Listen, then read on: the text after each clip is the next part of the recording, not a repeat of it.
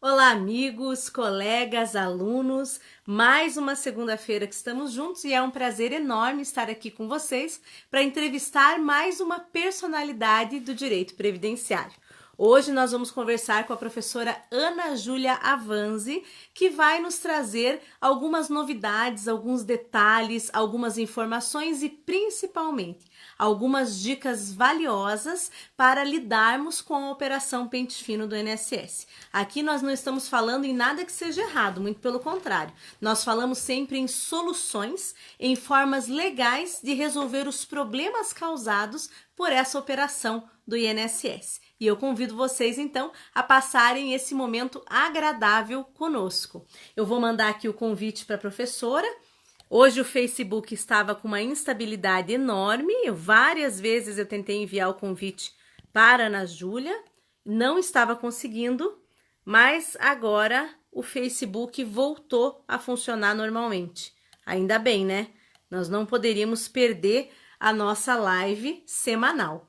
Marlon Leite, boa noite, BH presente. Marlon, um grande abraço, muito feliz por você já estar conosco. Denise Scarpel também, já vejo a Denise ali conosco também. Já consegui enviar o convite para a nossa professora querida, daqui a pouquinho vai estar conosco. Na verdade, então, hoje, agora deu tão certo que eu já vejo ela ali, né, Ana? Depois de uma dificuldade enorme de eu te enviar o convite, enfim, deu certo.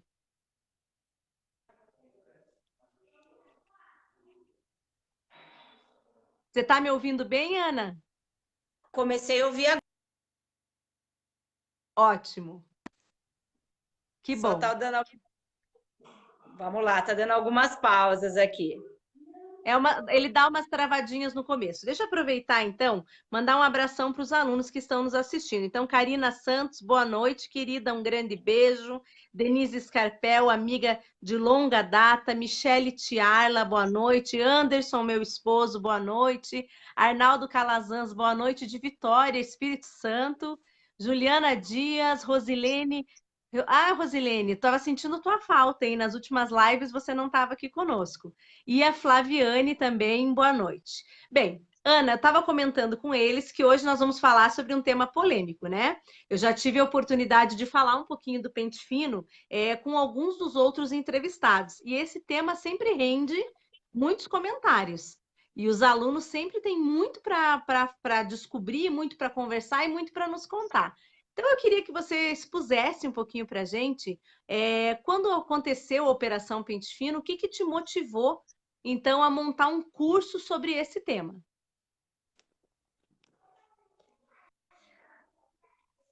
Tá travando. Tá me ouvindo, Ana? Eu tô te Alô? ouvindo bem. Bom, eu queria falar boa noite. Já vi um monte de queridos entrando, a Luciane, a Denise, Flaviane. Aí eu mando um beijo para um monte de gente, mas eu não vou conseguir falar agora para todos. O que me motivou a falar sobre isso realmente foi a procura exagerada que nós começamos a ter no escritório de benefícios que estavam sendo realmente cessados pela Operação Pente Fino, né? Que esse processo de revisão periódica é óbvio que alguns benefícios são cessados porque realmente o segurado recuperou a capacidade laboral e precisa voltar para o mercado de trabalho, mas infelizmente, na grande maioria das vezes, nós estamos vendo cessações de benefícios de forma indevida, sem a devido o quê? Sem a devida análise dos requisitos de incapacidade. Então, é aí que nos motiva a falar muito sobre isso e a tentar combater isso na advocacia, tá? Que Você ótimo. conseguiu ouvir perfeito? Não. Não, eu ouvi bem, eu consegui ouvir bem. Ele deu umas travadinhas, mas o importante é que deu para compreender e acho que daqui a pouco ele vai dar uma estabilidade melhor. Eu vou aproveitar então, Ana, e já vou começar também a mandar uns abraços para quem faltou aqui, tá? Então, Adriele Cunha, Kênia Araújo, Débora Lemes, Jaqueline Vila, Fabiana Quevedo, Daniel Silva, Juliana Dias, João Guilherme Boing. João Guilherme já fez uma pergunta. Estou fazendo meu pré-projeto de monografia sobre as tutelas de urgência em processo previdenciário por benefício de incapacidade. Fale um pouco. Pode deixar, João, antes do final, eu e a Ana vamos conversar um pouquinho sobre essa questão processual também. Um abraço também para Eleusa Azevedo. Mas deixa eu começar dizendo, Ana, que é um prazer ter você aqui conosco, porque eu não lhe conheço pessoalmente. E você é a Eu lhe primeira, conheço. você Eu é a já te primeira vi uma entrevistada. vez. Você já me viu? Como? Você é a primeira entrevistada que eu não conheço pessoalmente assim há muitos anos. Então, assim, eu fiquei curiosa, porque o João Vitor me falou muito bem de você. Aí ele me falou que te convidou para o curso de contagem e eu fiquei com muita vontade de te entrevistar, além dos alunos, que sempre me falam muito de você. Ah, muito obrigada, Ana. Recíproca é verdadeira. Eu te vi uma vez num congresso que teve em Ribeirão Preto, do IBDP, faz muito tempo, você estava palestrando. Então, foi uma única vez, eu acho que há uns 4 ou 5. Sim, foi em 2014, em Ribeirão Preto. Ó, falei, faz tempo já tem 4 anos, exatamente. Eu sou daqui do interior de São Paulo, Opa, travou. Agora travou bastante. Você é de qual lugar no interior de São Paulo? eu sou de Piracicaba, mas hoje eu moro em Leme, que é uma cidade que fica entre Ribeirão e Campinas. É 120 quilômetros aproximadamente de cada uma. Vai pela Anhanguera. Não, muito bom. Mas olha, então eu Você vai quero te dizer perceber que pelo meu sotaque que eu falo, que eu tenho R puxado, que é de Piracicaba ainda. Mas olha, foi muito bom mesmo que deu tudo certo, embora hoje o Facebook esteja com uma estabilidade fora do normal, porque ele também está. Antes de tudo, eu não estava conseguindo abrir a programação ao vivo. Ele estava normal até umas 8h30 da noite e daí começou a instabilidade. Mas agora vai dar tudo certo. Então, deixa eu Se Deus aproveitar aqui, já que nós fizemos uma pausa, dizer que já tem muita gente mandando abraço para você. Tem muitos alunos aqui elogiando suas aulas, já estou rodando aqui, ó, muitas pessoas muito felizes porque eu te convidei. Então, eu tenho certeza que esse programa vai ser mais um programa de sucesso. Ah, muito obrigada, obrigada.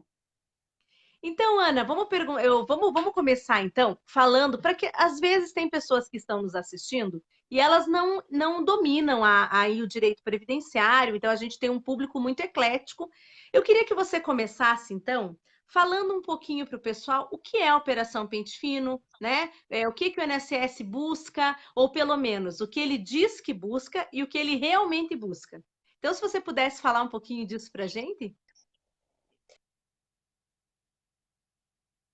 Ela não inova na lei. A lei, ela só vem o quê? Ela só vem realmente a ser regulamentada, porque ninguém nunca falou que o benefício por incapacidade ele tinha uma duração ad eterno. Só que, infelizmente, não se tinha protocolos, né, instrumentos para que realmente houvesse essa periodicidade nas revisões de benefícios por incapacidade, inclusive os concedidos judicialmente. Então, às vezes, eu chegava a ver benefícios de auxílio-doença que eram concedidos há muitos anos e que sequer eram chamados, os segurados, em momento algum, eram chamados para uma perícia de reavaliação.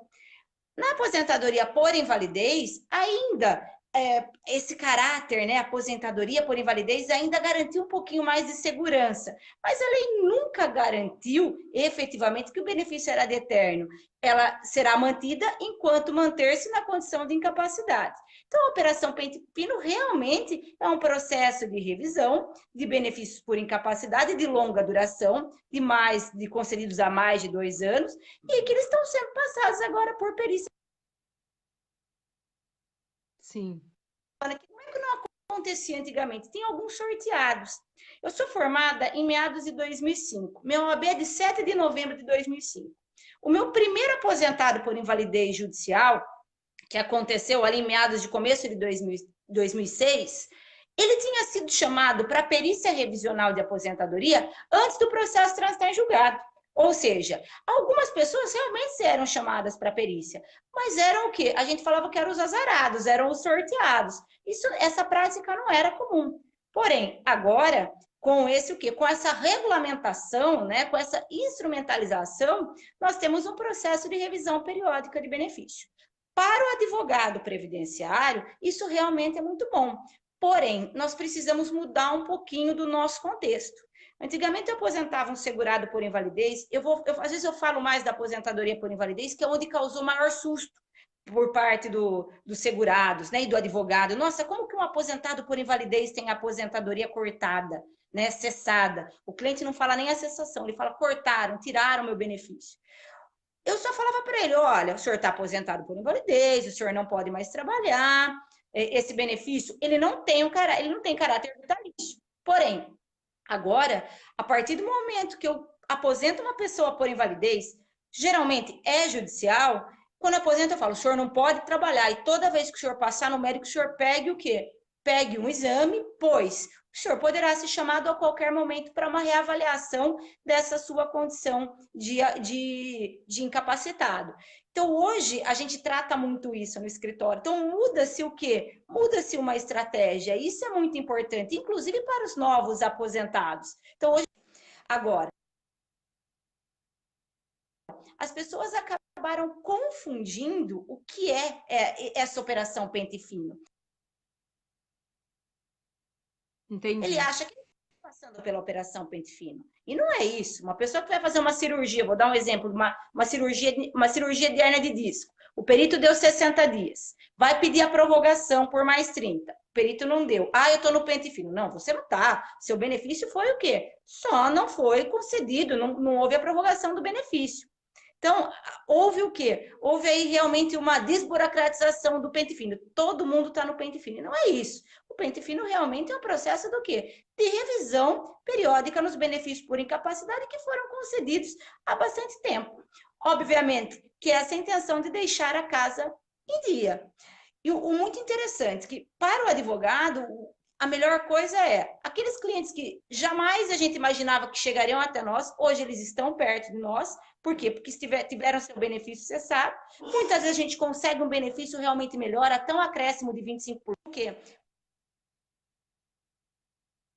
Convertê-lo em aposentadoria por invalidez, se realmente houver uma incapacidade total e permanente. Ou ainda, se essa incapacidade não existe mais, vamos pensar nos benefícios programados, aposentadoria por idade, tempo de contribuição, vamos pensar na aposentadoria da pessoa portadora de deficiência, que é outra coisa maravilhosa, e que a gente pode aproveitar o quê? Esses segurados que realmente...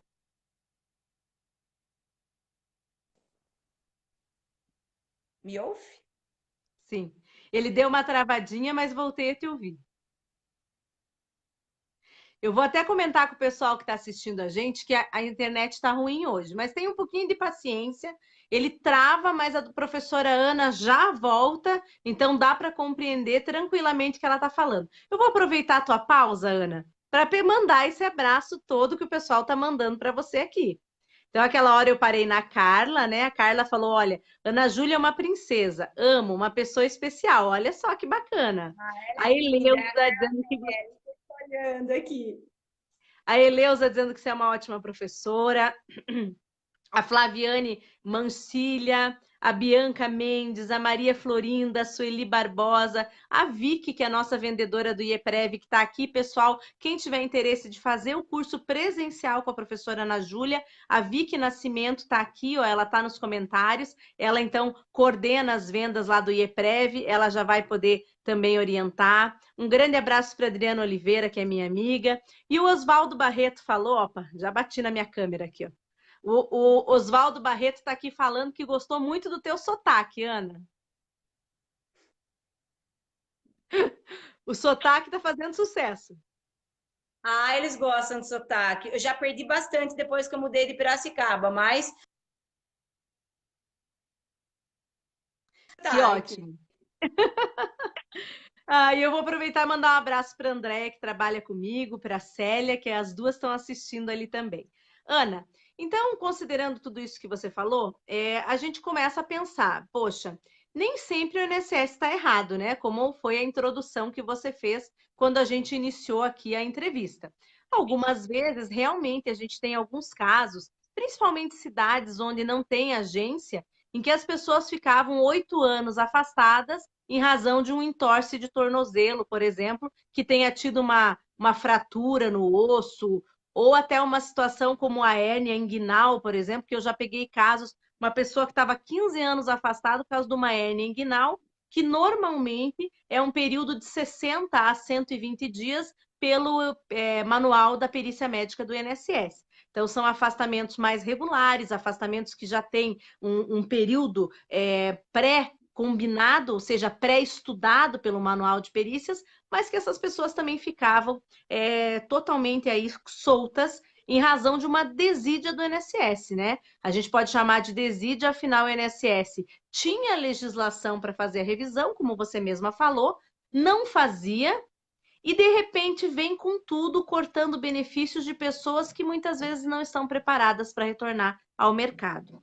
Então, eu gostaria que você falasse um pouquinho para a gente dessas possibilidades, por exemplo, pessoal acima de 60 anos, o pessoal que tem 55 e 15 de afastamento, ou seja, a legislação previdenciária nunca disse o que seria a definitividade do benefício. Ano passado, ela traz essa legislação dizendo para nós, olha, tais benefícios são definitivos. O que isso muda para as pessoas que são chamadas para o pente fino? Você fala um pouquinho para a gente? Claro, Ana. Na verdade, muitas pessoas acabam até se confundindo. Aqueles que estavam em auxílio-doença de longa duração acham que por ter mais de 60 anos não poderiam não poderiam passar pela perícia de reavaliação. Porém, eu sempre deixo muito claro, é só para o aposentado, né? Como você disse, só para o aposentado por invalidez. Eu ainda não gosto de falar dessa palavra vitalicidade no benefício de aposentadoria por invalidez. Por quê? Porque se a pessoa retornar ao trabalho, o benefício vai ser o quê? Vai ser cortado. Então, eu gosto sempre de deixar muito claro para o meu aluno que ele está dispensado da perícia revisional. Isso sim. Agora, se ele retornar ao trabalho, o benefício poderá de pronto ser realmente cortado. O que acontece? Essas causas da aposentadoria por invalidez que não pode realmente ser o quê? Ser objeto de perícia revisional. Então, um aposentado por invalidez que tiver mais de 60 anos, ou ainda aquele que tiver mais de 55 anos, com 15 anos de gozo entre benefício de auxílio-doença e aposentadoria por invalidez de forma consecutiva, está dispensado da perícia de reavaliação, da perícia revisional. O que acontece muitas vezes? As pessoas estão o quê? À beira de completar o Ontem mesmo eu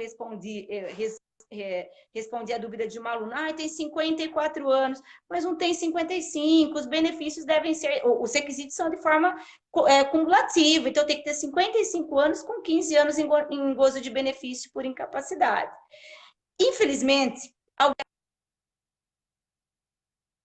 acaba tendo o quê? Acaba tendo razão e a pessoa readquiriu a capacidade laboral e vai ter o quê? Vai ter aí as taxas de retorno, né? Que é o recebimento das parcelas de recuperação, e vai ter que voltar para o mercado de trabalho ou nós vamos pensar nos benefícios programados. Eu sempre falo, Ana, inclusive para o advogado que está me assistindo, que o segurado que está recebendo benefício por incapacidade, ele é um cliente em potencial a todo momento, seja para tentar restabelecer esse benefício ou ainda para buscarmos os benefícios programados. Então, ele se a previdenciária um alvo de defesa, porque muitas vezes ele não consegue se defender sozinho. Com certeza. Mas foi muito bom isso que você falou, Ana, até porque as pessoas têm bastante dificuldade de entender essa questão da vitalicidade. Ou seja, o benefício que trata da incapacidade, quando nós estamos falando tanto do auxílio-doença como aposentadoria por invalidez, são benefícios que nós chamávamos no passado, usávamos muito o termo de precários, né? Então, era um termo que a gente sempre usava, são benefícios precários, por quê? Porque eles dependem de que o status, né, não haja uma alteração no status da incapacidade. E muitos alunos, eles entendem errado, porque eles falam assim, não, mas o estado não mudou. A pessoa retornou ao trabalho porque ela precisava, porque ela queria, mas isso não é uma questão, quer dizer assim, está trabalhando, mesmo que seja numa condição subhumana, por necessidade financeira, ainda assim recuperou aquela capacidade imediata para o exercício da atividade, né, Ana? Com certeza, eu gosto de deixar muito claro. O advogado, eu sempre falo, tanto eu quanto meu marido, a gente, a hora que entrega uma carta de concessão, tanto de um auxílio-doença quanto de aposentadoria por invalidez, a gente fala, não pode trabalhar. E o segurado fala, posso fazer um bico? Agora querem trabalhar de Uber. Eu falo, advogado está falando, não pode trabalhar. E nós sabemos que muitas vezes ele não retorna formalmente, porém, nós temos muitas denúncias nesse sentido que acabam realmente cortando um benefício que a pessoa pode até precisar e está se esforçando exageradamente por uma coisa desnecessária. O fato gerador dos benefícios por incapacidade é a impossibilidade de trabalhar em virtude de uma incapacidade laboral. Se ele retorna à atividade, o fato gerador se perdeu. Não tem por que a Previdência continuar pagando um benefício previdenciário. Com certeza. Eu gosto desse exemplo que você deu, e eu tenho um exemplo que é uma cliente minha, que ela fazia costura esporadicamente. E aí eu expliquei várias vezes para ela que mesmo o exercício da atividade de costureira em casa seria suficiente para cortar o benefício. E dito e feito, né? Ela costurava fazendo barra de calça, eram coisas pequenas, mas ela foi denunciada por uma vizinha e perdeu o benefício. Quando retornou, ela já estava numa idade avançada, mas isso numa legislação, inclusive, mais atrasada do que a de agora, e ela não teve condição, o INSS retornou ela ao trabalho, disse que ela estava apta. E aí eu pergunto, como que fica essa pessoa, né? Essa pessoa que não cuidou daquele benefício por incapacidade que recebeu, e aí ela tem o benefício cessado. E eu posso dizer, Ana, não sei se você concorda comigo, que existe uma pecha sobre isso, né? Um olhar do INSS de que para aquela pessoa ele já não concede mais o benefício. Você concorda? Não, concordo, eu concordo. A partir do momento que ele retorna à atividade e o INSS vai, que Tá? às Tá vezes travando é agora. pendente para a autarquia o quê? Para a autarquia manter os indeferimentos. Então, não deixa de ser uma tese de defesa da própria autarquia. E você colocou uma coisa importante. Quem fez a denúncia? O vizinho. Quem mais que faz denúncia? É filho de primeiro casamento, é ex-mulher que está com raiva. Então, assim, se você é aposentado por invalidez, você não pode trabalhar. Se você recebe auxílio-doença, você não pode trabalhar. Agora, se você receber e trabalhar, não conte para ninguém que você recebe. Por quê? Porque a situação pode se agravar ainda mais. É aquela pessoa que você menos espera que vai o quê? Fazer uma denúncia. Então, tem que tomar muito cuidado mesmo com esse retorno voluntário à atividade. Tá? Então, eu acho que para todos os colegas, eu sei que tem muitos advogados assistindo, essa é a primeira o quê? É a primeira dica. Aposentou uma pessoa por invalidez? Olha, o senhor está aposentado por invalidez, o senhor pode. Ah, eu posso ser chamado para perícia? Pode. A autarquia hoje ela criou um mecanismo para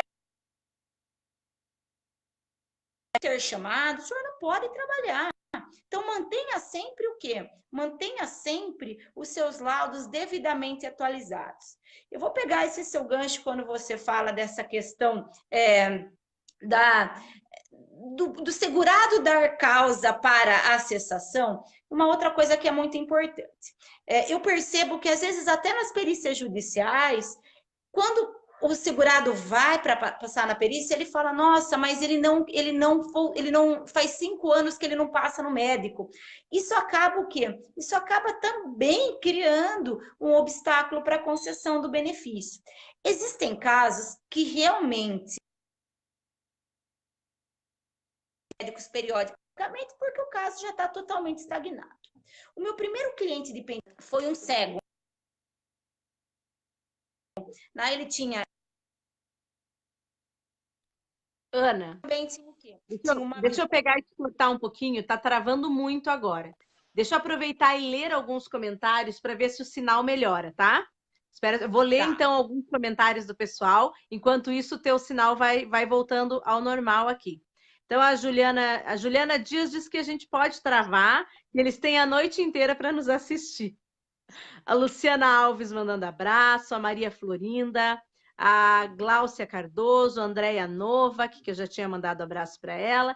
E agora eu vou ler a pergunta do João Guilherme, então, para enquanto isso, daí o teu sinal já vai voltando e você já consegue respondê-lo, tá? Olha o que o João Guilherme falou. No processo judicial, quando depois da perícia for constatada a incapacidade para receber o auxílio-doença e após requerimento da parte conceder a tutela de urgência, opa, eu pulei aqui, antes mesmo da sentença, o benefício for cessado, qual medida deve ser tomada? É para responder? Pode, fica à vontade. Tá ok? Estou ouvindo você agora. Bom, o que a gente sempre faz, né? Então, às vezes a gente tem um laudo que acaba o quê? Que acaba concedendo aí um benefício por 6 meses. Porém, esse é o prazo para o quê? Para sair a sentença. Quando eu vejo que aquele prazo está se esgotando, nas impugnações, eu já tento pedir um laudo atualizado do segurado para tentar mostrar que aquela incapacidade persiste. Por mais que a perícia, o quê? Que a perícia tenha fixado uma data de cessação de benefício anterior, com o laudo mostrando a manutenção da incapacidade por mais tempo concedido.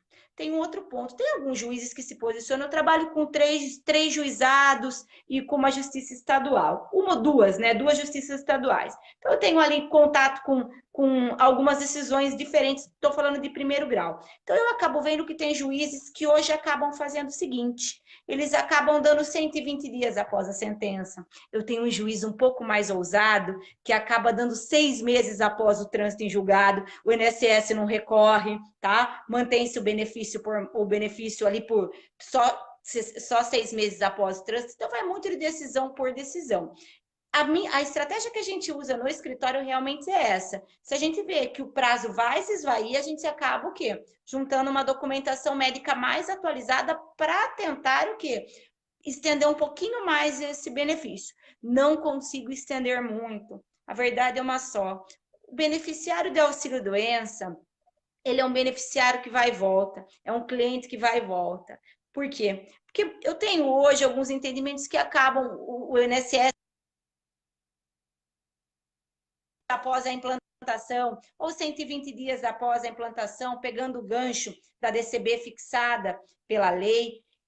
Porém, o prazo é muito curto, então, às vezes, a hora que ele passa no pedido de prorrogação, o INSS corta de novo e muitas vezes a gente tem um cliente novamente. Por isso que eu falo que ele vai e ele volta. É uma situação bem complexa ser afastado da Previdência Social. E muitas pessoas me perguntam o seguinte: o que eu posso garantir para o meu cliente? Eu falo nada. O segurado que recebe benefício por incapacidade, ele goza de instabilidade. Não faça empréstimo em nenhum momento. Saiba que a qualquer momento ele pode ser cortado. E não existem doenças específicas que afastam, que aposentam, que geram benefício por tanto tempo. Vai ser uma análise médica pericial, e nós sabemos que tem o quê? Tem intervenção humana. É muito complicado realmente a gente fixar isso, tá? A gente acaba usando algumas estratégias. Ana, algumas vezes dão certo, outras não. Nós trabalhamos com muito não, tá? Então a gente acaba realmente criando essas estratégias. Mas se não deu certo, vamos o quê? Vamos tentar de novo, vamos entrar novamente com um novo pedido administrativo, um novo indeferimento após o trânsito, novos laudos médicos que não foram objetos do quê? Da primeira ação. Então tem que tomar muito cuidado com coisas julgadas, realmente tomar cuidado. Isso aqui não é brincadeira, eu não posso rasgar o Código de Processo Civil, tem coisa julgada sim. Não posso juntar a mesma documentação. O juiz já analisou aquela questão. É tudo novinho agora. Com certeza. Na verdade, a gente até consegue flexibilizar, é importante para o pessoal que está nos assistindo, é assim, a gente pode flexibilizar a questão da qualidade de segurado, mas a gente vai perder as questões das parcelas atrasadas, né, Ana? Então, assim, a vantagem de você conseguir novos documentos, mesmo que seja para um período passado é conseguir relativizar a coisa julgada, não no tocante às parcelas perdidas, mas pelo menos tentar, com novos documentos, salvar a qualidade de segurado, e salvando a qualidade de segurado, muitas vezes, até conseguir restabelecer ou implantar um benefício dali para frente. E Sim, isso pode ser a diferença para o segurado entre ter ou não ter nada, né? Também tem isso. sim. Eu sempre falo, questão médica e com essa questão da. é, Se você me pergunta o que é certeza, contribuição vertida no carnê e 60 anos de idade. Isso é certeza? Olha, é muito certo, é 99% de chance que vai dar certo. Ainda pode ter um errinho de sistema, algum envio de dados. Agora, em benefício por incapacidade, eu trabalho com uma coisa que se chama o quê? Incerteza. Eu tenho o quê? Eu tenho bons elementos. Eu falo que o nosso papel como advogado é enviar o quê? Excelentes documentações para que realmente tanto o perito administrativo quanto o perito judicial e o juiz consigam se convencer da incapacidade do segurado, tá? Eu ainda acho que o maior problema, sem sombra de dúvida, é a questão dos laudos médicos, da documentação médica. O nosso cliente é um cliente que vem do SUS, é um cliente que tem dificuldade de acesso à documentação médica. Eu posso ficar doente e fazer uma ressonância magnética, o meu plano de saúde vai demorar para fazer essa ressonância também. Mas muitas vezes a gente se dá o luxo de fazer um exame particular. O cliente não tem condição. Hoje a situação ainda melhorou muito com a questão dessas clínicas populares, mas antes a gente não tinha nada. Ele tinha um laudo de SUS com diagnóstico, o que dificilmente conseguia trazer o quê? Muitas vezes clareza para o perito. Não, com certeza. E sem contar, né, Ana, quando você falou da parte da documentação, eu gosto muito dessa parte de incapacidade. Eu fiz muitos anos em incapacidade também, né? Antes de sair da advocacia, hoje eu tenho escritório, mas não advogo. Mas enquanto eu advogava, eu fiz muito incapacidade e gosto muito dessa matéria. Eu não sei se você conhece, como nós não temos tanta proximidade ainda, espero que tenhamos com o tempo. Eu sou casada com médico, né? E Oh, o meu Deus! que trabalha com perícia, e a minha sócia do escritório também é casada com médico perito. Então, nós estamos aí sempre tendo muito assunto para discutir no jantar e no almoço e muitas questões para brigar. Mas Eu é sempre bom falo, também. Mas é as bom também. pessoas culpam muito os peritos agora. Isso eu deixo sempre muito claro. As pessoas culpam muito e muitas vezes não levaram elementos para que eles se convençam da incapacidade. Não Sim, é visual a incapacidade. Então eu preciso realmente o quê? Eu preciso realmente fornecer elementos. E os elementos são exames, receituários médicos, com certeza. E além disso, né, Ana, a gente tem uma outra situação, que como você falou, nós temos pessoas e o elemento do diagnóstico é um elemento subjetivo. Esse elemento subjetivo, ele é influenciado por diversos fatores. Então, eu tenho a condição pessoal, a condição social, eu tenho a condição médica, mas acima de tudo, também a gente tem a condição probatória. E aí é um ponto que você falou que é o que a gente mais discute, discuto aqui com o marido, discuto com o marido da sócia, que é a seguinte situação: é a falta da continuidade no tratamento. Então, foi muito importante que você falou, e eu gosto de falar isso para os colegas advogados também, que no passado eu dava muita aula de incapacidade. Hoje eu dou aula de incapacidade só em duas faculdades que eu dou pós, que ainda dou incapacidade. Quase de resto, só processo e custeio. Mas eu sempre gosto de salientar para os alunos o seguinte: a importância do advogado, ele informar o cliente, né, Ana, que tem que se manter em tratamento. Foi o que você falou bem no comecinho da live. Eu adorei quando você falou: o que que eu posso garantir para o cliente? Você não pode garantir nada. O cliente do benefício por incapacidade não tem certeza nenhuma. Eu adorei a tua frase. Eu vou até copiar ela e eu vou falar para os alunos. A professora Ana me disse que eu adorei e ficou muito bom, porque é isso. É exatamente isso. Eles têm que compreender que, na verdade, o benefício por incapacidade, ele é a busca da recuperação. Ele não é o estacionamento naquela situação, não é estacionar naquela situação, a menos que não haja possibilidade nenhuma de melhora. E, infelizmente, eu acredito que você também passe muito por isso. Muitos clientes chegam para a gente achando que é a tábua da salvação para o futuro da aposentadoria. A pessoa não vem pensando em melhorar. Essa é uma problemática também. Não sei se você também enfrenta muito isso, mas aqui a gente enfrentava muito. E é ruim, porque para esse cliente a gente sabe que logo o benefício vai ser cortado. Porque muitas vezes o problema dele não é tão grave.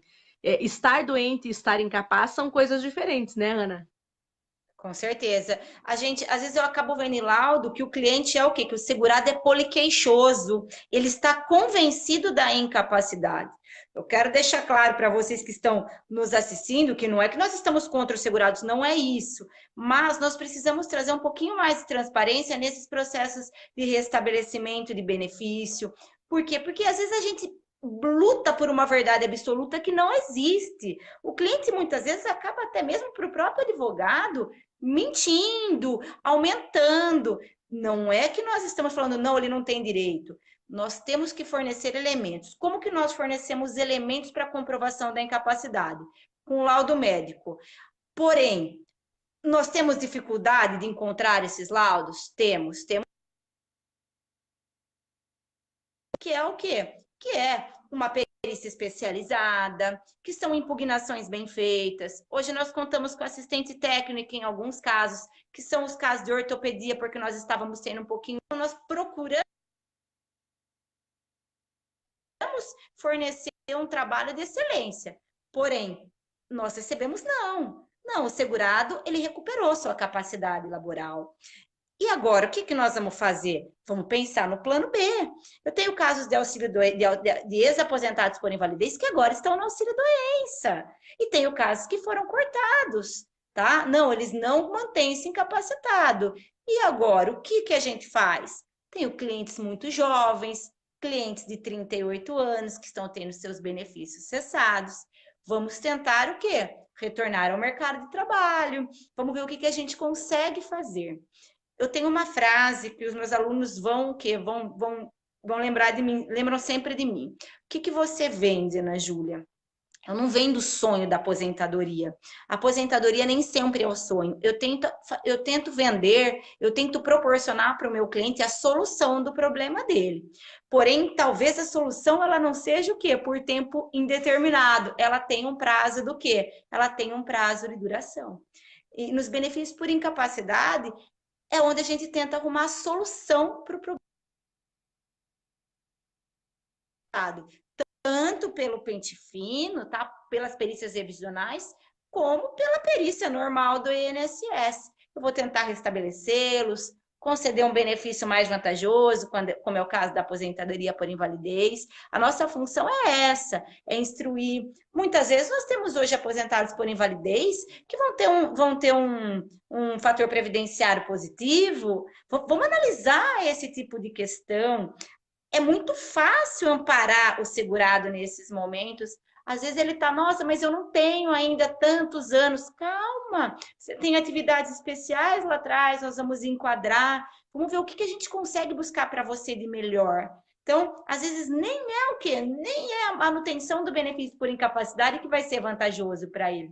Então, por isso que nós precisamos fazer uma análise muito pormenorizada. Nesse curso que eu vou dar em Contagem, Ana, a gente faz muito isso. Eu faço 2 momentos do curso, restabelecendo benefícios e analisando o quê? A possibilidade de concessão de benefício programado, tá? Planejando algo melhor, né? Esse sim eu dou segurança para o meu cliente.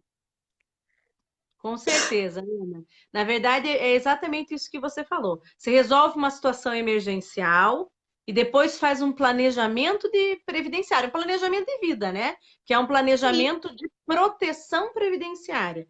Que isso sim é o que muitas vezes falta para os nossos segurados. Ana, deixa eu aproveitar então e ler aqui o que a Kênia Araújo comentou. Primeiro, quero mandar um abraço para o professor Cláudio Vistuz. Eu nem sei se eu pronunciei certo, se é Vistuz ou Vistoés. Cláudio, eu nunca perguntei isso para você, depois você escreve aqui no comentário, tá? Se eu pronunciei certo.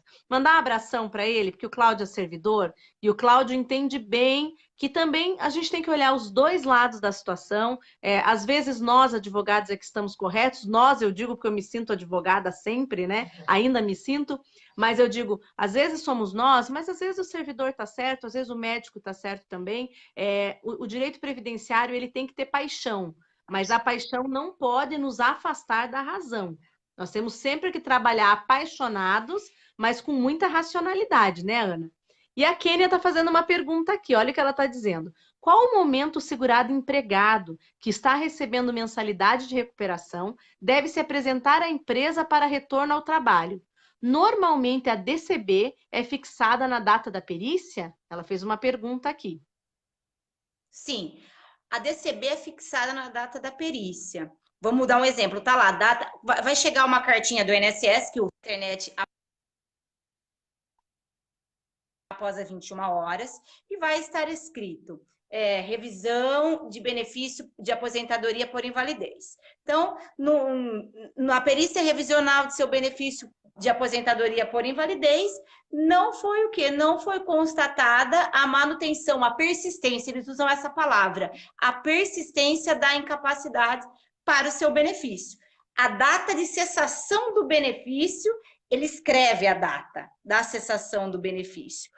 Porém, o seu benefício será cessado nos termos do artigo 49, inciso 1 e 2. Artigo 49 é do decreto, não é da lei. O da lei é o 47, mas na carta aparece exatamente o 49 do decreto.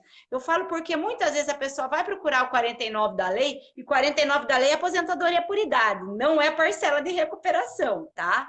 Então, é no artigo 47 da lei e 49 do decreto. A data de cessação é aquela que foi fixada na perícia, que muitas vezes é a data da própria perícia. O grande problema, Kênia, Ana, é que muitos clientes não acreditam que aquele benefício está sendo cessado. Eles só acreditam a partir do momento em que eles passam a receber os 50%. Ele acha que ninguém pegou eles. Ah, eles mandaram essa cartinha, mas eu estou recebendo o benefício inteiro, já tem 1 mês, já tem 2. Tem que retornar à atividade. Tem que informar a empresa que você teve alta do benefício, para que a empresa possa fazer o quê?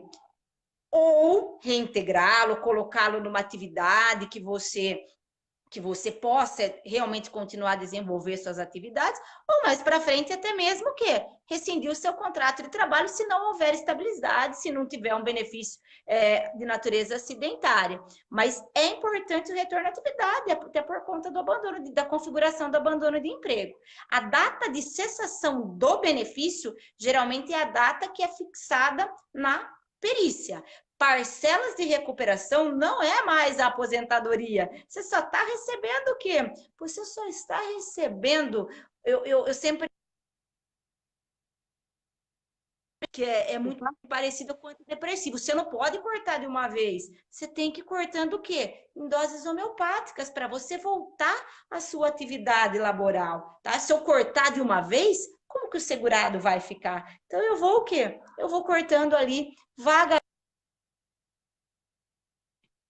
Empregado, ele tem que retornar ao trabalho, ele tem que se apresentar na empresa. Enquanto isso, se muitos ainda se sentem incapacitados para buscar um beneficiarista para tentar restabelecer esse benefício.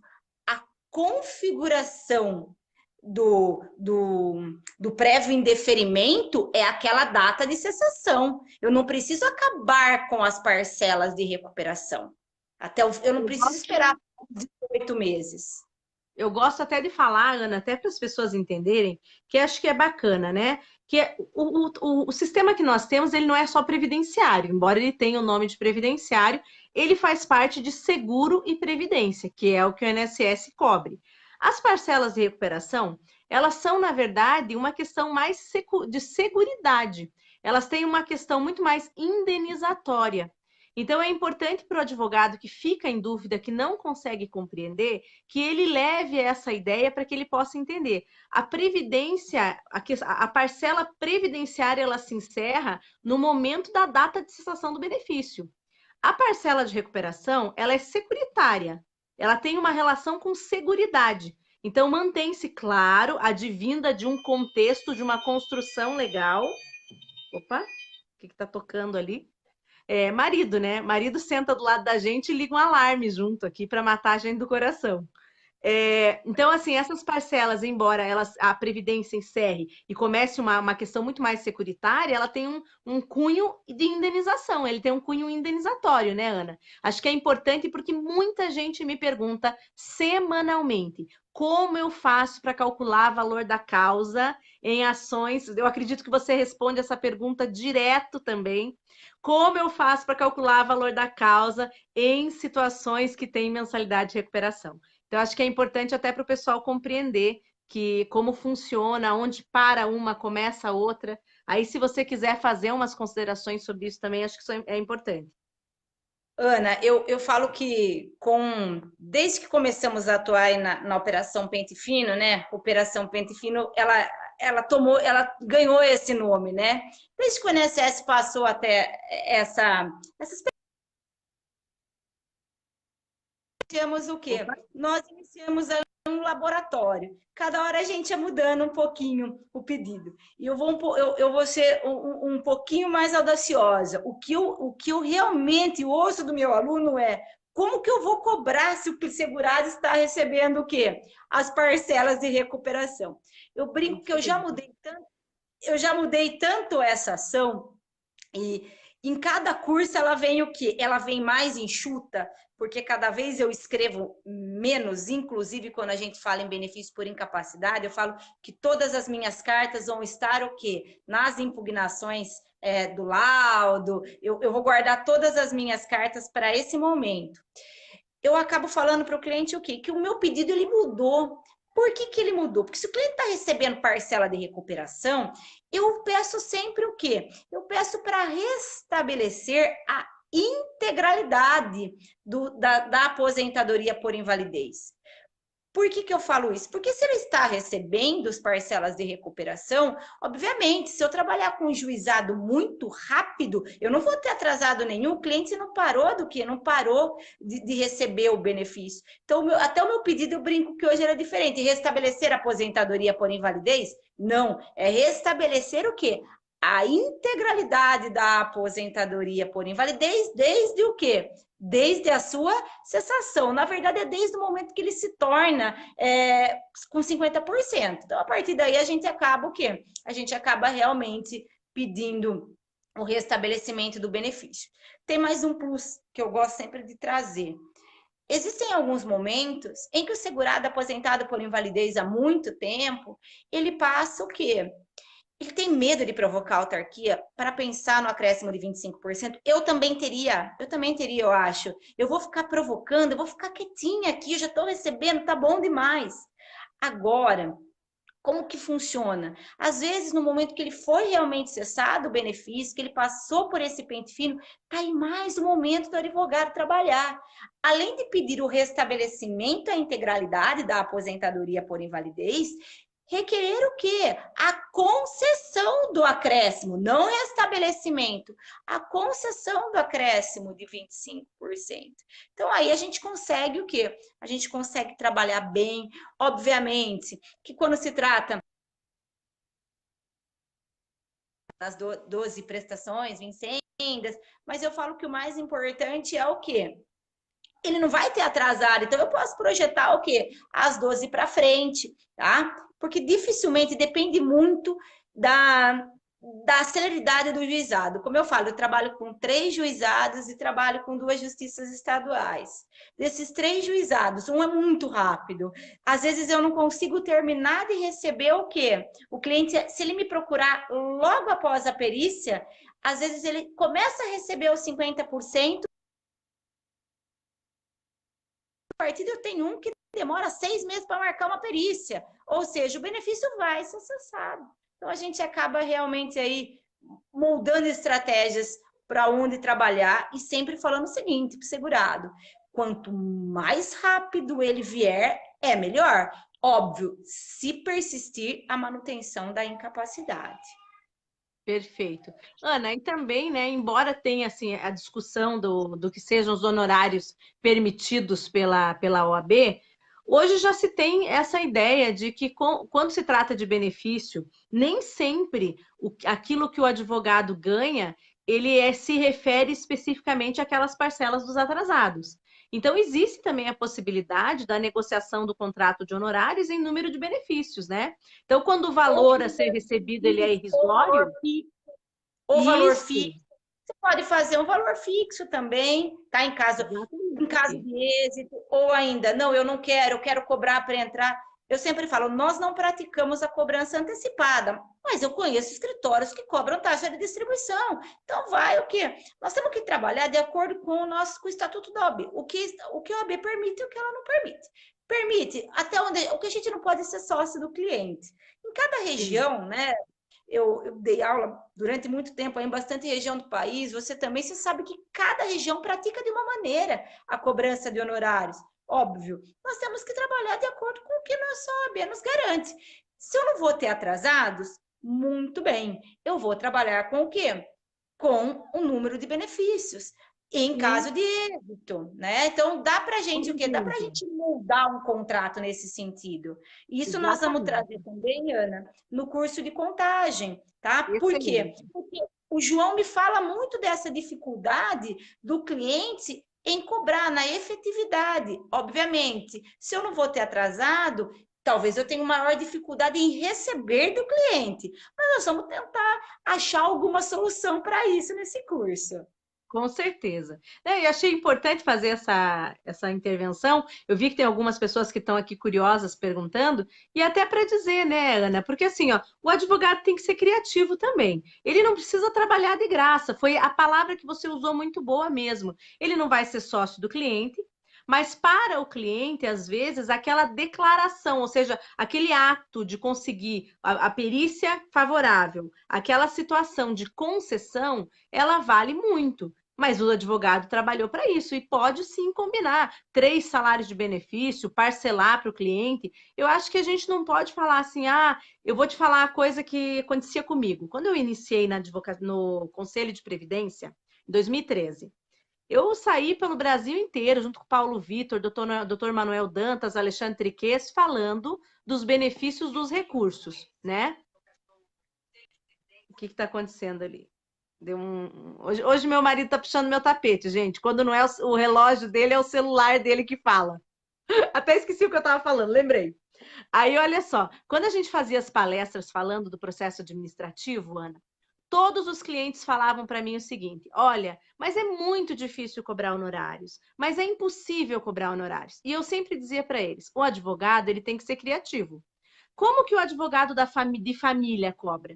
Né? Nem sempre ele consegue cobrar em cima de um valor antecipado. Então, acho que a gente também tem que trabalhar, como você falou, tem que procurar essas possibilidades para realizar o trabalho.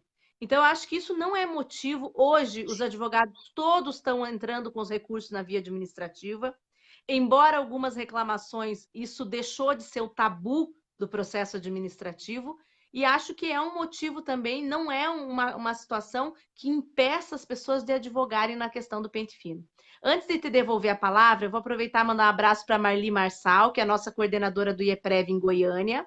Mandar um abraço para a Gisele, minha sócia, que entrou aí também, ela não estava ainda. Para a Lúcia Catarina, que é minha amiga pessoal.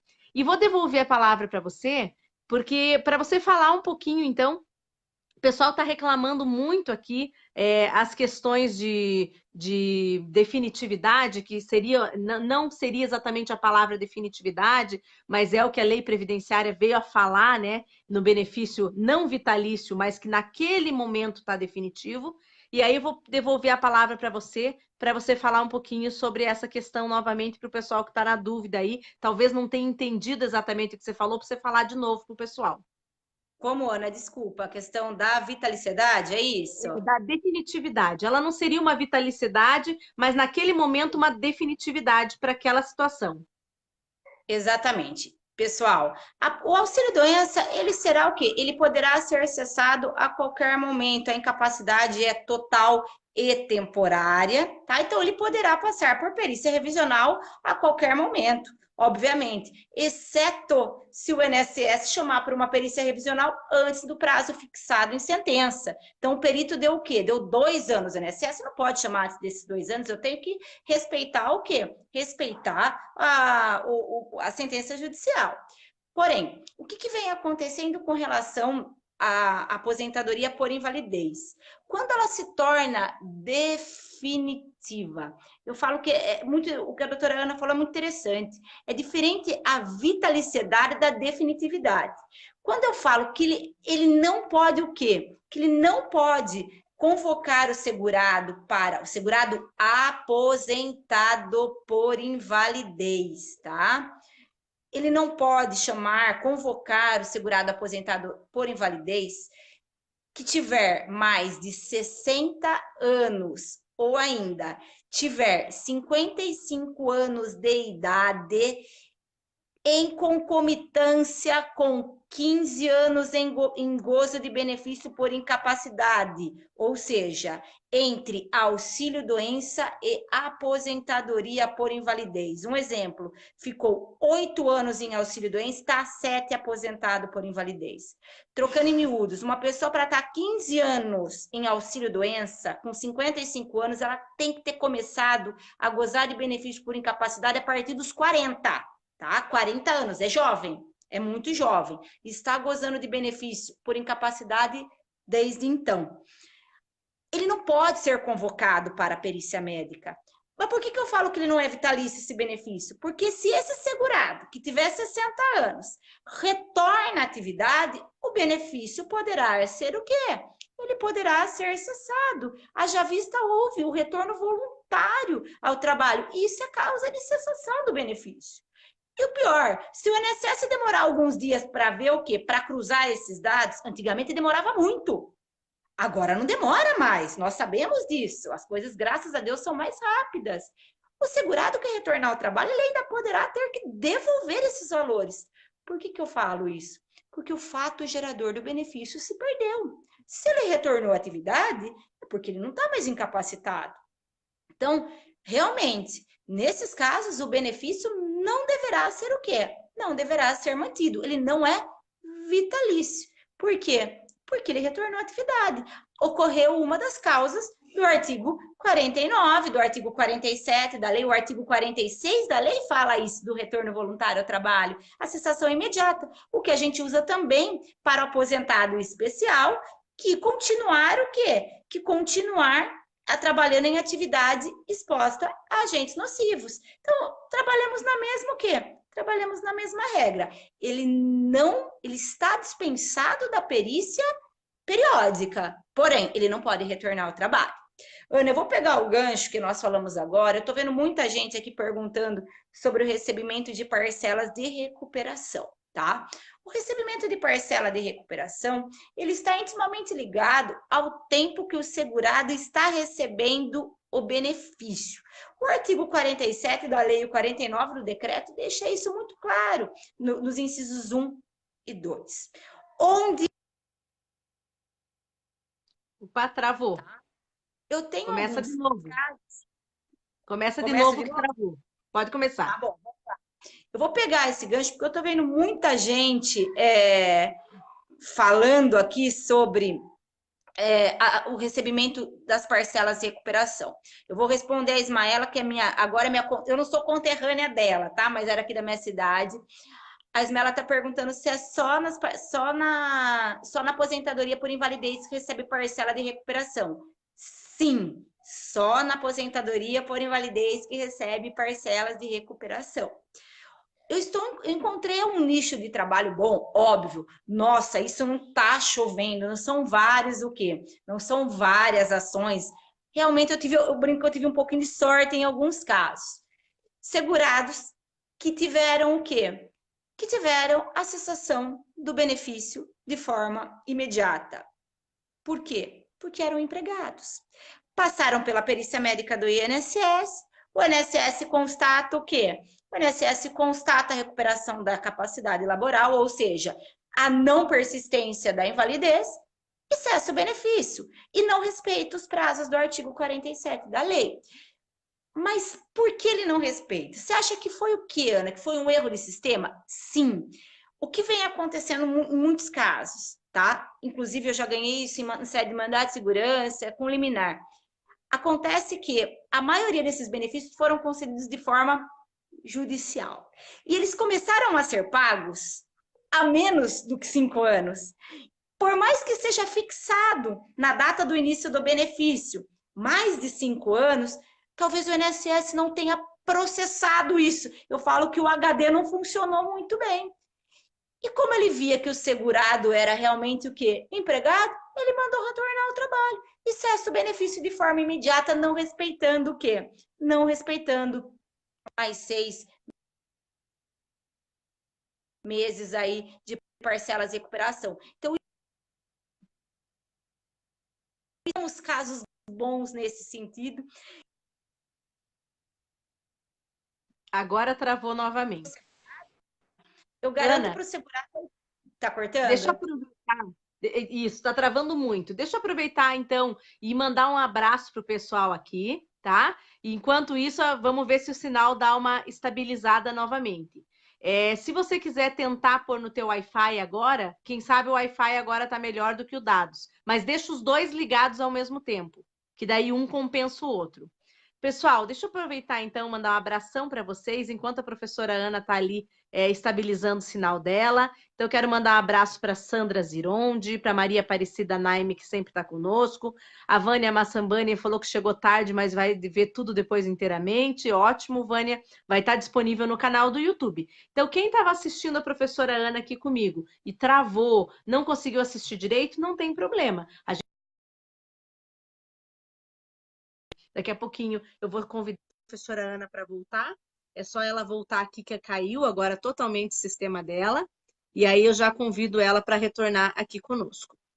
Eu quero aproveitar também e agradecer todos os elogios maravilhosos que o pessoal está mandando aqui. Eu estou saindo na vantagem, né? Porque são 2 Anas. Aí o pessoal elogia para mim, porque eu sou Ana também. Então eu estou aproveitando dos elogios aqui, ó. Consegui novamente para a professora, ela já vai entrar aqui conosco novamente. A Carol Espricigo fez aqui um comentário de que ela sempre orienta o cliente de que ele deve guardar os documentos até os 60 anos, é uma orientação bem interessante mesmo, e mais do que guardar documentos, pessoal, o importante é se manter em tratamento. Isso é uma que a gente discute muito. A importância da manutenção do tratamento. Voltou, professora Ana. Que ótimo, Ana. Que bom que você está aí conosco novamente. Deixa eu aproveitar que você voltou para dizer para o pessoal o seguinte: quem está curtindo, faz então uma gentileza, compartilha. Compartilha no seu perfil, compartilha num grupo, compartilha com um amigo, para dividir tudo isso que nós estamos aqui trazendo. Aquilo que é importante para você pode ser importante para um outro colega também. Então, a ideia dessas nossas lives semanais é sempre compartilhar o conhecimento. A gente aprende com vocês, vocês aprendem um pouco conosco, e eu estou aprendendo muito hoje com a professora Ana Júlia. Fico muito grata. Ana, vou devolver a palavra para você falar dessa questão da recuperação, quando o INSS corta o benefício, não respeita as parcelas de recuperação, e a pessoa muitas vezes não sabe exatamente o que está acontecendo. Você vai voltar a explicar para nós. Muito bem. Eu sempre peço para o cliente, né, ou para o advogado que agora está nos assistindo, a primeira coisa que a gente precisa ter na mão é o CNIS do segurado. Projeta o fim do benefício, ou seja, ele vai projetar a data de cessação desse benefício, incluindo, obviamente, as parcelas de recuperação. Eu vi alguém me perguntando aqui nesse meio do caminho, eu vou responder, se eu só entro com a ação só a hora que ele está recebendo 50%. Não. Eu já tenho o quê? A configuração da resistência da autarquia a hora que ela cessa o benefício. Como bem disse a professora Ana Paula, as parcelas de recuperação, elas têm caráter securitário. Eu gostei muito disso. E é verdade, acaba-se o quê? O elo previdenciário, tá? Então, eu vou pedir o restabelecimento a partir do quê? A partir da cessação do benefício. Quando ele passa na perícia do INSS, o INSS falou o quê? Olha, você não tem mais incapacidade, a incapacidade não persiste. Porém, nós vamos ter o quê? Nós vamos ter um recebimento de parcelas de recuperação, porque você já estava há muito tempo recebendo benefício. Você precisa o quê? Se desacostumar com esse benefício de aposentadoria por invalidez. O que eu estou sentindo muito essa tendência, e eu vou dizer, não, nossa, não são muitos.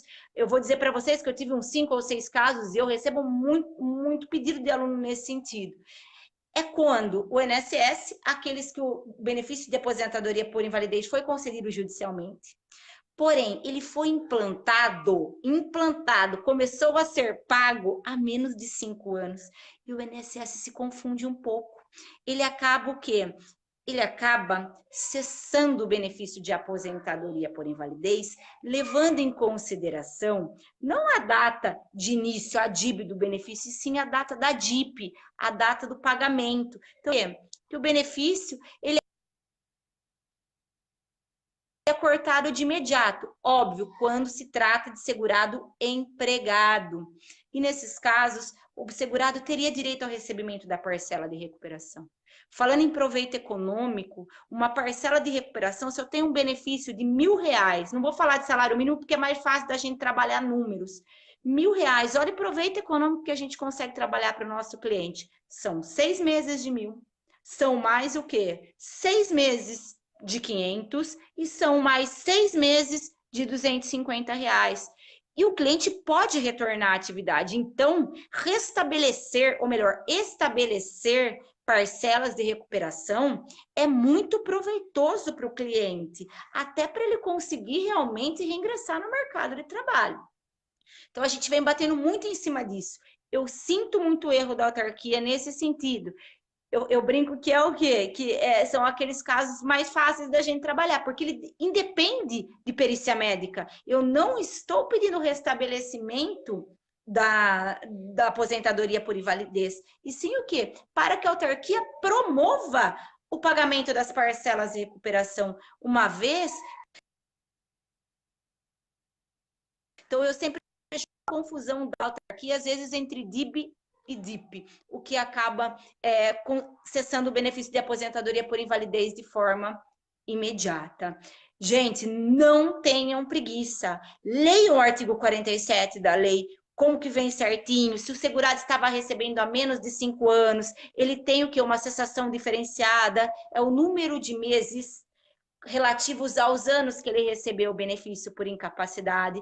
Analisem o CNIS, tá? Hoje, com acesso ao meu INSS, eu sei que sempre dá erro. Para mim também dá. A gente tenta procurar o quê? Horários alternativos. Às vezes a gente tem que ir no INSS, quando tem divergência, pega uma senha provisória para tentar acessar. Mas isso dá segurança na hora de conversar com o cliente. Porque a mulher do 135 às vezes não sabe informar quando que o benefício efetivamente vai ser cortado. Cortado não, cessado, né? Eu que falo muito cortado. Não, mas tá excelente, Ana. E olha, a gente teve hoje é muita instabilidade da internet, então travou bastante. Mas eu vou te trazer novamente para a gente falar desse tema, porque o pessoal está gostando muito e a nossa audiência está muito boa, viu? Deixa eu aproveitar então e fazer uma pergunta aqui. A colega aqui, a Fernanda Zacarias Gabriel, ela falou o seguinte: a segurada mulher possui 3 anos de recolhimento e 12 recebendo auxílio-doença. Foi cessado o benefício. Para aposentar por idade, ela tem que retornar a recolher para o INSS? Acho que é bem bacana responder isso, Ana, porque as pessoas têm uma dificuldade de entender um pouquinho de carência, qualidade de segurado, quando é necessário ter qualidade, quando não é necessário. Você conseguiu me ouvir bem? Posso passar para você responder? Pode passar sim. Bom, vamos lá, né? Na verdade, o que acontece? O gozo de benefício por incapacidade, de acordo com o artigo 55.2 da Lei 8.213, eu ainda sou uma viciada na letra da lei, né? E as pessoas esquecem. A gente tem o quê? Tem CD, modelo de peça, e a gente está esquecendo de ler o quê? A lei. A lei tem resposta para tudo. A lei tem resposta para tudo. Como que eu vou fazer? A aposentadoria por idade, pela letra de lei, é o quê? Eu preciso ter 15 anos de carência. O número mínimo de contribuições para que eu tenha acesso a determinado benefício. No caso da aposentadoria por idade, para aqueles que ingressaram após após a Lei 8.213, são 15 anos, 180 meses de carência. A grande discussão em torno da aposentadoria por idade. O período em gozo de benefício por incapacidade, ele será computado como carência? O INSS no balcão, ele não computa como carência, exceto para os estados do sul do país. A instrução normativa traz essa possibilidade para os residentes domiciliados nos estados de Santa Catarina, Rio Grande do Sul e Paraná. Porém, para os outros estados, nós não conseguimos fazer o quê? Essa extensão na carência, no cômputo como carência desses períodos.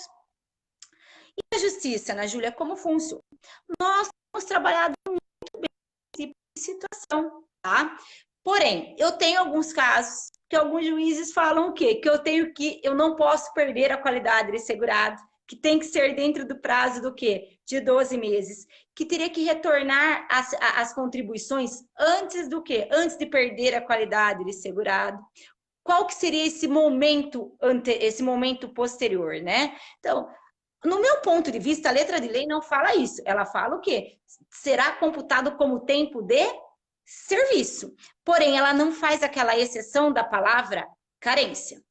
Eu pego o gancho, óbvio que já é uma discussão um pouquinho mais pormenorizada, eu pego o gancho quando ele fala que não poderá ser computado como carência os períodos de rural anterior a 1991. Então, esse mesmo artigo 55, ele faz essa exceção. E nos casos do benefício por incapacidade, ele não excetua. Ele fala, será computado como tempo de serviço os períodos intercalados em gozo de benefício.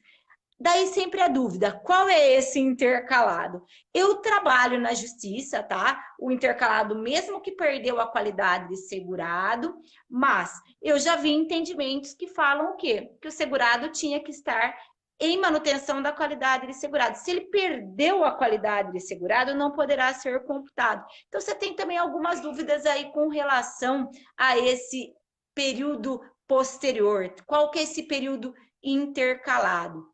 Mas, óbvio, vai muito do quê? Vai muito de entendimento aí de cada juiz. Nós tivemos no final do ano passado, começo desse ano, uma ação civil pública do Rio de Janeiro. Tinha até, acho que, se não me falha a memória, tinha até uma liminar mandando alterar a instrução normativa. Na verdade, não alterar a instrução normativa, mas um memorando circular, como foi no caso da híbrida, mas até hoje não foi feito. Então, a gente continua tendo muitos indeferimentos de aposentadoria por idade por não computar como carência, não como tempo, como carência os períodos em gozo de benefício por incapacidade. Eu sempre gosto de dar essa dica para o meu aluno, Ana. Eu só trabalho com uma coisa que se chama resumo de documento. Quando você dá entrada no benefício, resumo de tempo de contribuição na aposentadoria. E lá, às vezes, você vê tempo de serviço, 20 anos, carência, 140 meses. Opa, o que ele não está computando como carência? Então, eu sempre gosto desse documento para a gente localizar o famoso ponto controverso. Às vezes você está girando numa ação, quando, na verdade, a única coisa que ele não está computando é o quê? A carência de um B31, no caso, tá? Então, hoje a gente trabalha muito na justiça esse tipo de exceção aí do artigo 55, ou melhor, que não excetuou no artigo 55. Mas não há nada legalmente previsto que fale a palavra carência. Nós usamos o artigo que fala tempo de serviço. Como ele não excetuou... Opa, agora travou. Travou só a tua última frase ali que você falou.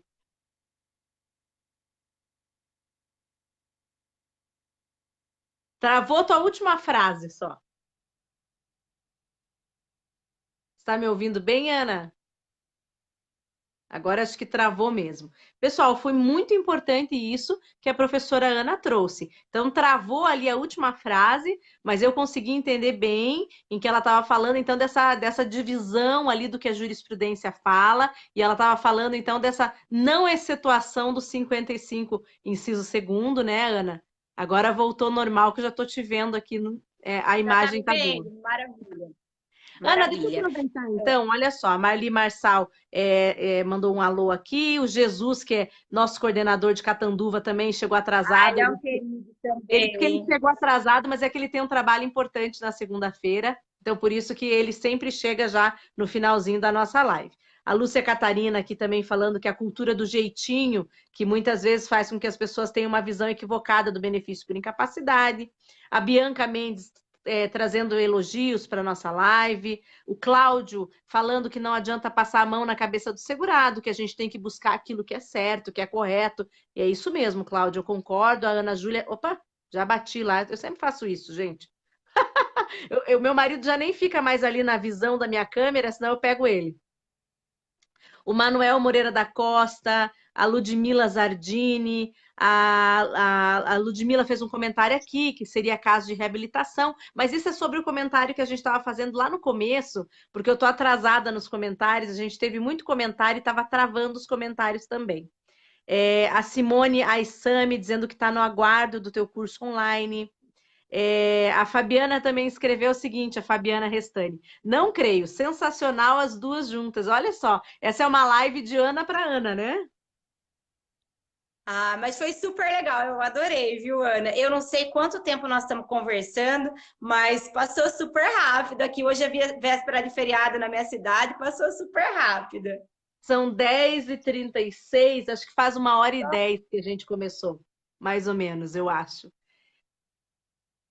Deixa eu comentar aqui. Então, a Fabiana também fez comentários, a Rejane Moura dizendo que você é muito atuante, que é uma advogada super competente. O Manuel aqui também fazendo. São muitos, olha, muitos elogios, Ana. Eu nem vou poder ler todos, porque hoje travou, então muitos comentários ficaram travados aqui. Mandar um abraço para a Thaísa, que é professora aqui na minha região também. O Diego Leonel, que é diretor do IEPREV, dizendo que eles conseguiram aprovar uma tabela de honorários muito bacana, inclusive com previsão de honorários administrativos, Ana. Você que vai para lá, os alunos vão te contar essa. Eles têm um honorário, uma tabela bem ampla, que aborda todas as possibilidades lá. Ah, que bacana. Agora, poder voltar aí nesse convite do IEPREV, vai ser muito bom presencial, no OAB, que é maior. Ah, vai ser uma delícia, estou super ansiosa. E vai ser o meu último curso do ano. Então, nossa, todas as minhas expectativas estão para esse curso. Que ótimo. O pessoal que está nos ouvindo tem vaga ainda para assistir o curso da professora Ana presencial. Eu gosto do curso online, mas eu sempre serei apaixonada pelo contato pessoal. Então, estar lá, poder fazer as perguntas, tirar as dúvidas, conhecer a professora Ana, que é uma simpatia que está aqui com a gente, essa troca de energia maravilhosa. Então, quem tem a possibilidade, né? Até quem não é da região, pega um avião, vai para lá. É muito bacana mesmo. Ainda tem aí mais de uma semana para decidir ir para o curso da professora Ana, então não percam isso. Ana, olha que bacana elogio que a gente recebeu do Djalma. Hoje vislumbramos um duplo impacto de Anas, vencendo sempre. Muito bacana, adorei. Então, um abraço para o Recife, para o Rio de Janeiro, para os alunos de Belém, para o pessoal de São Paulo, para o pessoal do Rio de Janeiro também. Estou aqui já mandando abraço já.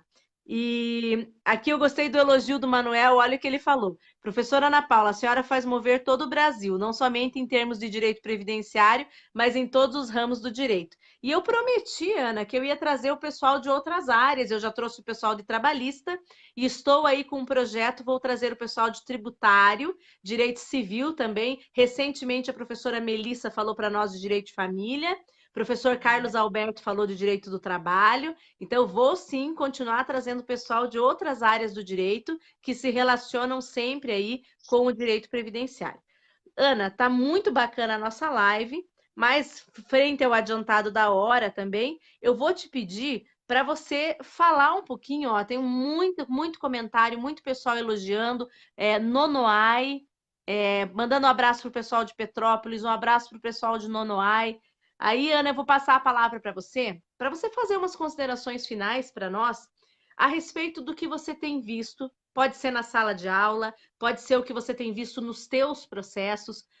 Duas coisas. Qual é o maior problema processual que você vem enfrentando ou que você tem ouvido falar através dos seus alunos? E qual é a maior dificuldade do cliente em relação à documentação de incapacidade? Então, vou deixar essas duas perguntas para você ir encerrando essa nossa entrevista. Vamos lá, Ana. Processualmente, o meu maior problema hoje ainda está em torno da perícia médica. Você que é casada com perita, sócia também, eu sempre falo que há uma mudança muito grande na perícia médica judicial na área de ortopedia.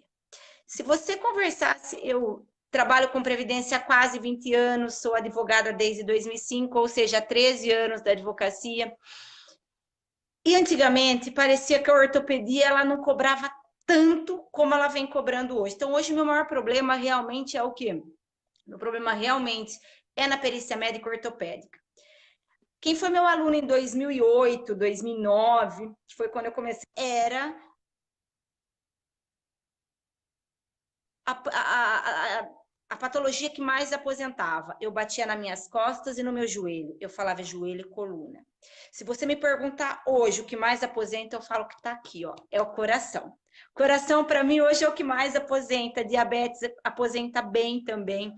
Então, infelizmente, hoje nós temos uma dificuldade muito grande de afastar ela passou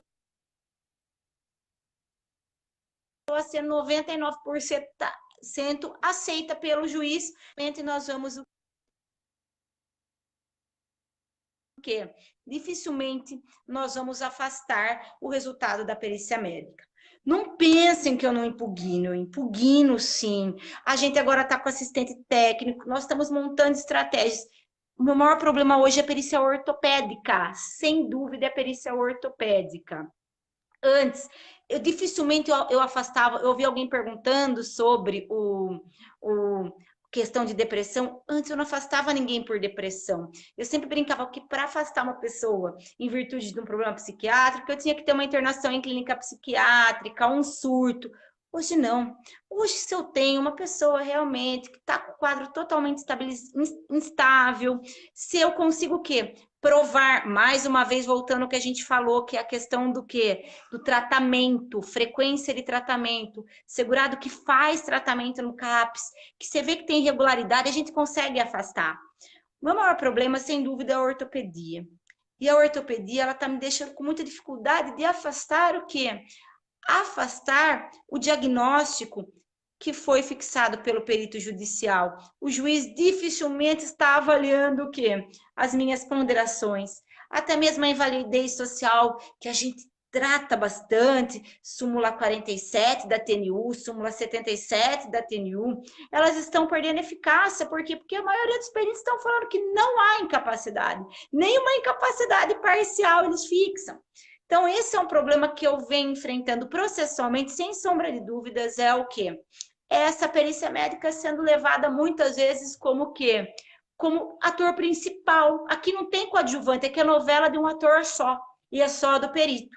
Nós passamos a ser muito secundários, quase que inexistentes dentro desse processo, tá? A nossa estratégia é fornecer os melhores laudos para convencer o perito e não escrever um monte. Usar uma boa impugnação. Com perícias ortopédicas, nós estamos usando assistente técnico. Os resultados, para alguns peritos são bons, outros nem tanto, eles não gostam da figura do assistente técnico, então a gente tem que rever até esse posicionamento. Com certeza.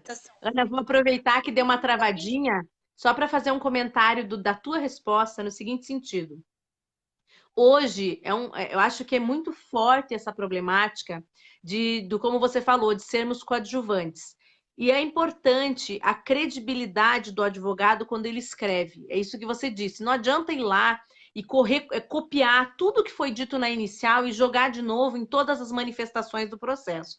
O processo ele tem que ser objetivo e ele tem que citar os pontos fortes, inclusive essa questão de a impugnação do advogado sequer ser lida, ir direto para a sentença, e aí é o momento do advogado diligentemente embargos de declaração a respeito da fase processual que foi pulada. O recurso inominado, já que a maioria das vezes a gente está falando de juizado, então abrir a preliminar de nulidade da sentença por cerceamento de defesa, em razão desse andamento que não tem sido respeitado. Eu tenho visto reiteradamente aqui no Juizado do Paraná uma mudança de posicionamento no sentido de que esse assodamento do processo tem retornado em nulidade da sentença.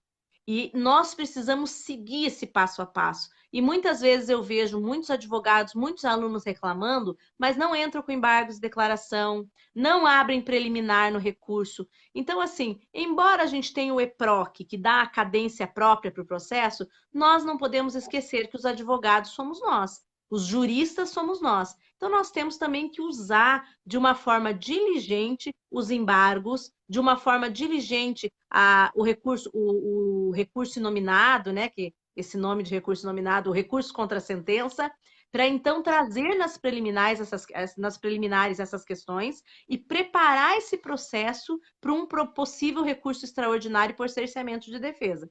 Então, assim, eu quis fazer esse comentário porque é importante também, né, que a gente faça essa meia-culpa da advocacia, que também muitas vezes solta o processo por incapacidade e deixa ele correr sozinho, ganhando na quantidade.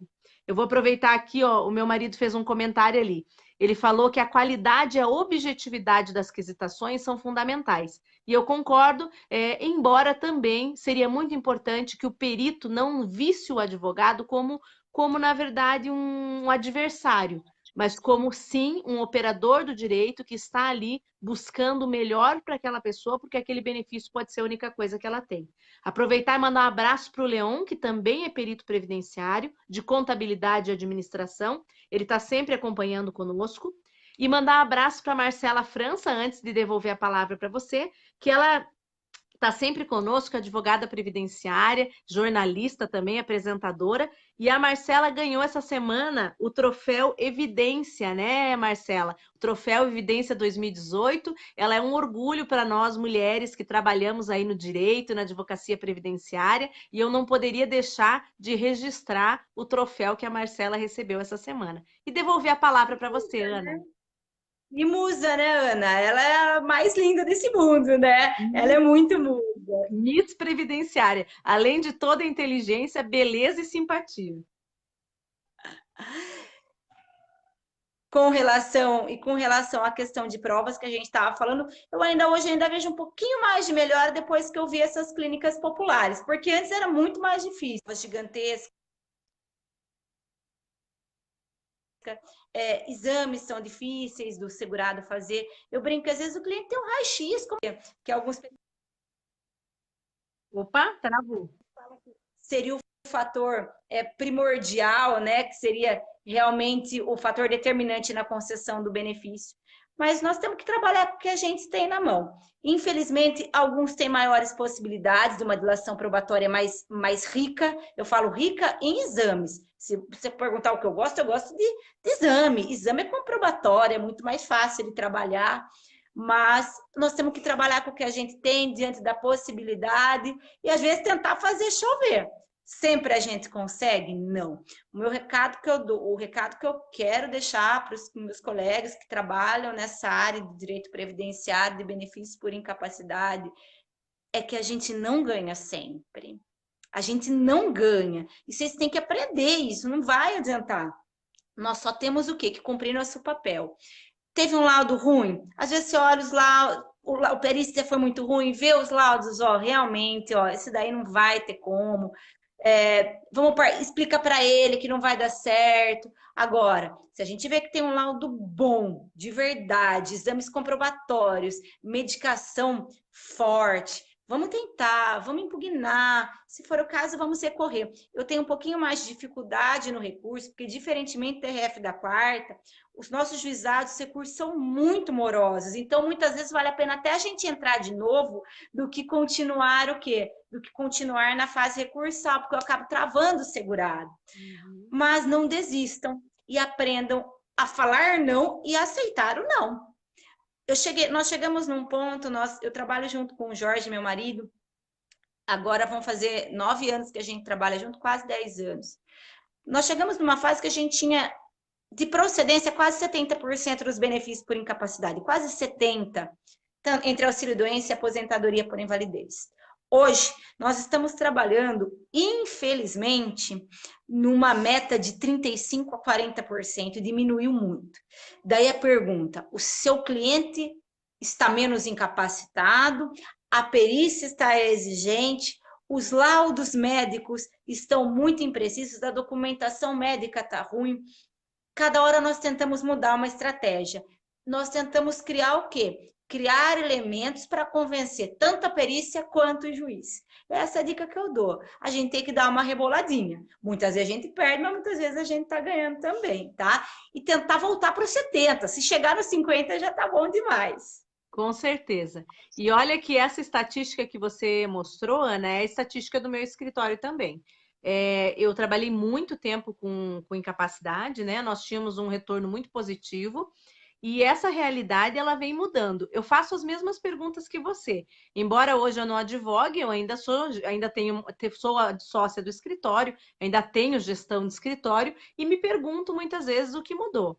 E acho que a gente poderia fazer uma lista aqui de coisas que mudaram, né? Mudou o posicionamento do judiciário, pelo fato de que há, sim, um atolamento do Poder Judiciário e, com isso, um recrudescimento das decisões. A gente verifica que isso não é só na incapacidade, isso afeta a aposentadoria especial, afeta o segurado especial rural, porque aquele mesmo amor que um juiz olhava para o processo, e aqui sem demérito nenhum dos juízes, que sou amiga de muitos, mas assim, aquela paciência, aquele tempo, aquele amor que podia ser dedicado para um processo, hoje não tem mais como. Por quê? Porque ele precisa cumprir meta, ele não cumpre meta só porque ele quer, ele cumpre meta porque o CNJ está aí para cobrar isso, mas, acima de tudo, a gente tem um peticionamento avassalador e cada vez que o INSS passa por uma crise, a gente tem um poder judiciário assoberbado. E aí nós temos que rebolar, como você disse, que é um termo que tem muito a ver com o que a gente faz mesmo, né? Que é achar o jeito, achar a forma de tentar dar uma melhor prestação jurídica numa situação de crise que nós estamos vivendo agora. Nós temos aí 1.502, se eu não me engano, que eu vi um número, servidores para se aposentar até o dia 15 de dezembro aí. Então, nós já estamos numa situação de calamidade e ela vai ficar pior. Então, claro que a gente vai assoberbar ainda mais o Poder Judiciário. E aí, infelizmente, a gente tem uma reforma sendo ventilada aí nos últimos 2 anos, as pessoas estão num estado de desespero, então nós temos tudo acontecendo para deixar a situação pior. Nós temos mais gente querendo aposentar, temos mais gente com medo da reforma, temos um INSS que está numa situação de calamidade e um Poder Judiciário ficando, assim, assoberbado. E aí não tem como viver bem nessa situação, né, Ana? Todas as nossas premissas estão ruins. Com certeza. E agora vou já deixar uma nova live, é o Pente Fino do Loas. Os clientes estão recebendo as cartinhas. Eu brinco, a casa está caindo, o cruzamento de dados entre CAD único e o sistema do INSS. Então, agora eu estou com um monte de cartinha de Loas, porém, diferentemente do que a gente vem fazendo nos estabelecimentos de auxílio-doença, de aposentadoria por invalidez, nós estamos tendo um problema maior no Loas, porque nós não estamos vislumbrando o restabelecimento, uma vez que muitos mentiram na hora da concessão inicial. Nós fizemos uma reunião hoje no escritório e a pauta era essa: como que nós vamos restabelecer? Por quê? Porque ele viu que fulano mora na casa agora e que esse fulano tem uma renda, que ele faz parte do grupo familiar e que ele foi omitido. Então, se preparem, agora vem o pente fino do Loas. As cartas começaram a chegar e agora nós vamos ter que mais uma vez bolar estratégias para restabelecer esses benefícios ou trazer esses segurados para perto, esses assistidos, porque não são segurados, para que voltem a pagar, pensando aí no futuro benefício de aposentadoria por idade ou no auxílio-doença mais para frente, tá? Então, nós vamos ter que pensar em qualidade de segurado aí para os nossos beneficiários de amparo assistencial ao idoso e ao deficiente. Mais um nicho de mercado, Ana. Com certeza. E é importante também, Ana, fazer o comentário com o pessoal, por quê? com a questão do decreto 8.805 de 2016, a questão do CAD único, se antes ela era algo que nós podíamos contornar, agora ela é incontornável. Eu tenho a necessidade, eu cansei de falar isso para os alunos, olha, se você tem alguém, os teus clientes do LOAS, do teu escritório, que não estão recebendo, que estão recebendo, manda uma cartinha para eles, tem que ir lá agora e fazer o cadastro, mesmo para quem não tinha. Porque o decreto veio dizendo que era tanto para concessão como para manutenção. Manutenção, exatamente. Eu sei, Ana, de ver professor falando e escrevendo no Face que era apenas para concessão. E o decreto era claro. E essa cobrança está chegando, né, Ana? Então, assim, a conta vai chegar. E nós temos mais uma coisa, né? Eu tenho que manter o Cade Único atualizado a cada 2 anos. Então, as coisas estão o quê? Eu falo que o cerco está fechando. Nós temos que manter os dados atualizados. Realmente, existem alguns casos que a cessação é indevida, porém, infelizmente, os cruzamentos de dados que eu estou vendo, eu ainda não vislumbrei a possibilidade de tentar restabelecimento. Então, eu acho que aí nós vamos ter que realmente o quê? Nós vamos ter que repensar tudo isso que está acontecendo, inclusive na hora da concessão do seu benefício, cuidado, vocês ficam separando, não mora mais junto, é separado de fato e mora na mesma casa, está com cadastro, tá? Então, hoje é complicado, é Receita Federal, gente, as coisas cruzam, não tem como. É Cade Único, Receita Federal, é tudo uma coisa, eu falo que vai virar tudo uma coisa só. Então a gente tem que tomar muito cuidado com essa situação. Mais um nicho de mercado para a gente trabalhar e a gente tem que ficar o quê? Realmente saber dar respostas aí para os nossos clientes. Tem que manter o Cade Único atualizado, tá? E os dados têm que ser o quê? Tem que ser verdadeiros. Hoje nós estamos trabalhando de forma bem interessante, Ana. Eu não vou me adentrar nisso, senão a gente fala 2 horas, com a questão dos medicamentos em sede administrativa, quando o segurado recebe, faz uso de medicação que a rede pública não dá. Nós estamos conseguindo uma flexibilização desses critérios, muito legal. Na verdade, eu falo com meu marido, é o que mais concede LOAS no Brasil, eu brinco com ele. Por quê? Porque vem trazendo muita coisa positiva, tá? Então, uso de fraldas, né? A prefeitura, geralmente, as fraldas eles dão, mas alimentação integral, coisas muito interessantes dá para a gente estar trabalhando no amparo, sem ter que mentir. Porque vai dar errado, vai cruzar os dados. E agora a gente tem memorando interno do INSS falando do uso da fralda, falando do medicamento. É claro, não é nada fácil. Acho que tem até transporte, né? Tem até transporte. Então é muito interessante. Isso a gente consegue trabalhar tão bem, tá? Vale a pena. Com certeza. E trabalhar dentro da legalidade, como você falou, dentro da ética. Afinal de contas, a gente tem que também fazer valer esse nosso estudo todo e trabalhar dentro das garantias constitucionais, mas, acima de tudo, dentro da legalidade. E acho que dá para fazer um trabalho bem bacana, assim, né, Ana? Como a gente faz e tantas pessoas fazem, sem ter que ter algum problema lá na frente que possa aí trazer uma repercussão negativa, tanto para o cliente como para a carreira da gente também. Ana, quero dizer que foi um prazer enorme, foi muito gostoso mesmo, eu fiquei muito feliz de te conhecer melhor, de ouvir um pouco mais sobre as tuas ideias, aprendi muito contigo hoje, fiquei muito feliz. Obrigada. E tenho certeza que o pessoal todo gostou. Eu estou vendo aqui, ó, inúmeros elogios para você. Então, eu nem pude ler todos, né? Porque a gente não tem como ler todos, senão a gente não consegue te ouvir. Mas aí o pessoal já tecendo elogios mil, e eu vou pedir mais uma vez. Quem gostou de ouvir a professora Ana Júlia, compartilha para que mais alguém tenha acesso, mais alguém saiba todas essas coisas, essas novidades que ela trouxe para nós que foram tão importantes. Ela vai estar em Contagem, em Minas Gerais, agora dia 29, né, Ana? Isso, dia 29, uma quinta-feira, o dia inteiro de curso.